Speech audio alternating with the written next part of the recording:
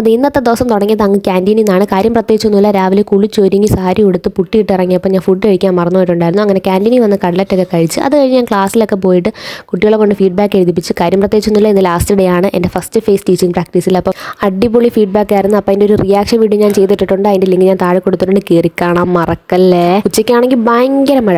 പിള്ളേരൊക്കെ താണ്ട കുട എടുത്തുകൊണ്ട് കൈ കഴുകാനും തോറ്റു പോകാനൊക്കെ പോവുകയാണ്. അവർ ഫുഡ് കഴിച്ചിട്ട് ഇറങ്ങിയ കറക്റ്റ് സമയത്താണ് മഴ പെയ്തത്.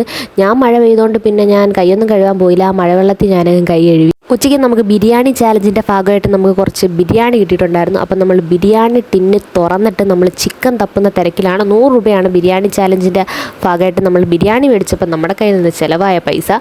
അപ്പോൾ അതാണ്ട് നമ്മൾ ബിരിയാണി തപ്പിക്കൊണ്ടിരിക്കുകയാണ്, ചിക്കൻ പീസ് തപ്പിക്കൊണ്ടിരിക്കുകയാണ്. ഒരു തെറ്റക്കാർക്കും പറ്റും, നിങ്ങളങ്ങ് ക്ഷമിക്കുക. സബ്സ്ക്രൈബ് ചെയ്യാൻ മറക്കല്ലേ. അപ്പോൾ നമ്മൾ ചിക്കൻ തപ്പിക്കൊണ്ടിരിക്കുകയാണ്. ആദ്യത്തെ ഒരു കഷ്ണം കിട്ടി, 2 കഷ്ണം കിട്ടി, പക്ഷേ കാലൊന്നും കിട്ടിയില്ല. അപ്പോൾ ഞങ്ങൾ ഭയങ്കരമായിട്ട് വിഷമിച്ച്.